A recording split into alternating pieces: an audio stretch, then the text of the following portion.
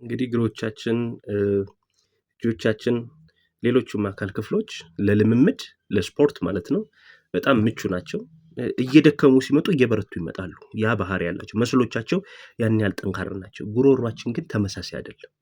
ጉሮሯችን በጣም ጥንቃቄ ይፈልጋል። ለምሳሌ የውስጥ አካል ክፍል ነው። በጣም ብዙ ነገሮች ሴንሲቲቭ ነው። ከአየር ከምንበላው ከምንጠጣው ኢቭን ራሱ ከምንጮህበት ሬንጅ ራሱ አንፃር ከባድ ነው። ያ ማለት ግን አይለፋም አይደለም እያልኳቸው ያለው አይደክምም በዛው ልክ አያገኝም ለውጥም እያልኳቸው አይደለም። ግን ልምምዳችሁ በጣም ጥንቃቄ ሊኖረው ይገባል። ስለዚህ በተቻለ መጠን የምመክራችሁን ልምከራችሁ፣ በተቻለ መጠን በጾም ጊዜ ልምምድ አታርጉ። ኦር ደግሞ በጾም ሰዓት ላይ ልምምድ አታርጉ። ይልቁንም ለምሳሌ እስከ 9 ሰዓት ከጾማችሁ ወይ እስከ 6 ሰዓት ከጾማችሁ ከዛ በኋላ በልታችሁ ጠጥታችሁ ከዛ በኋላ ልምምድ አድርጉ። ለምንድነው ካላችሁኝ ድምጻችን ጠዋት ላይ መሆኑ አይደለም ችግሩ።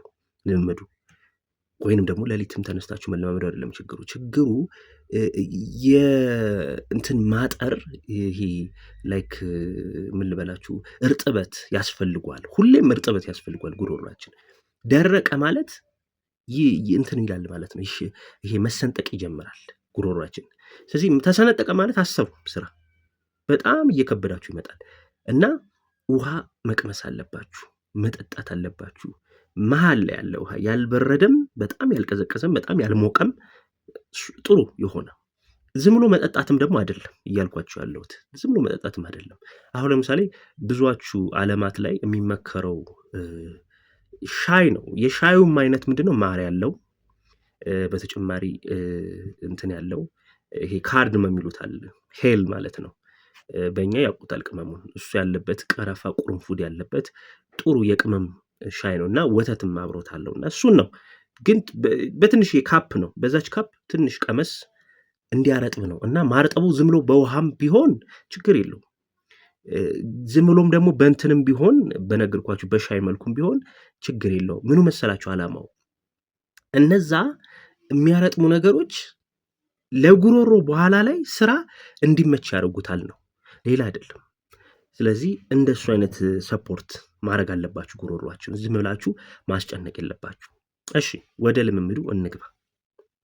እንደነገርኳችሁ የመጀመሪያው ልምምድ ማንም ሰው ሲለማመድ ቅኝት ነው። በገና መቃኘት አለባችሁ ለመለማመድ። ስለዚህ ለእኔ ትዝታ ይቀድመኛል። ከዛ በኋላ አንቺ ሆዬ ለእኔ ሰላምታ እያልኩ ሄዳለሁ እና ሰላምታ አድርጋችሁ ስትቃኙ የሚጠቅማችሁ ጥቅም አለ።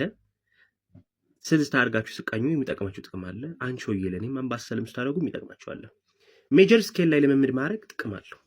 ከምን አንጻር ነው የሚጠቅመው ካላችሁኝ ማች ኦፍ ዘ ታይም የሜጀር ስኬል ድምጾች ጥፋቶች እርግጥ መለማመዳቸው አይቀርም። ግን ዋን ዌይ ኦር ዲ አደር ሜጀር ስኬል ላይ ሲለመድ ጉሮሮ ቱ ሰም ፖይንት በኋላ ላይ ከመዘመር እንትን ያደርጋቸዋል።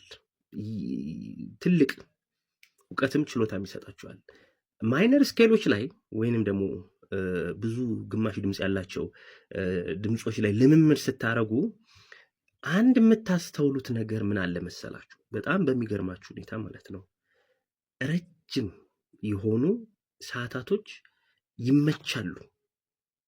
ግን ረጅም ሰዓታቶችን በሜጀር ስኬሎች ግን መለማመድ አትችሉም። ምክንያቱም ድምጻችን በባህሪው ይሄ ቀጥ ያሉ ድምጾችን ለማለት በጣም ረጅም ጊዜ ይወስድበታል።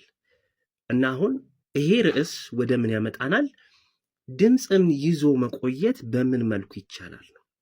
ስለዚህ ያንን መመለስ የምንችለው መጀመሪያ ቅኝቶችን መሰረት አድርገን ስልናመመድ ነው። በተለይም ሜጀር ስኬል የሆኑትን ማለት ነው። ስለዚህ ትዝታ ወይም ሰላምታ ሜጀር ስኬል ነው። ሰላምታ ትንሽ ከፍ ስለሚል ነው። ልምምዳችን ሁሌም ቢሆን እንደነገርኳችሁ ቅኝቱን በማለት ከቅኝቱ በኋላ ደግሞ ወደ በመምጣት ነው ወደ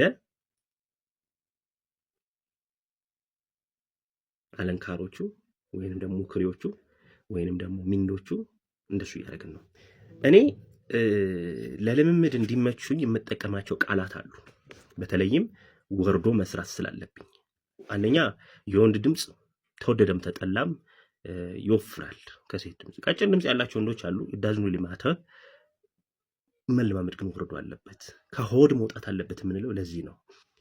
የታችኛው ሎወር ኖቶች መለማመዳችን ጥቅሙ ሃየር ኖቶቹ ላይ የሚኖረን ውበት እዛ ላይ እዚህ ጋር እንዳይጎል ያደርጋል ማለት ነው።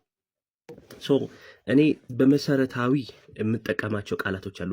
እነዚህ ቃላቶች በሌላው ዓለም ኦልሬዲ አሉ በሙዚቃ ስኬልነት ሆነው ማለት ነው።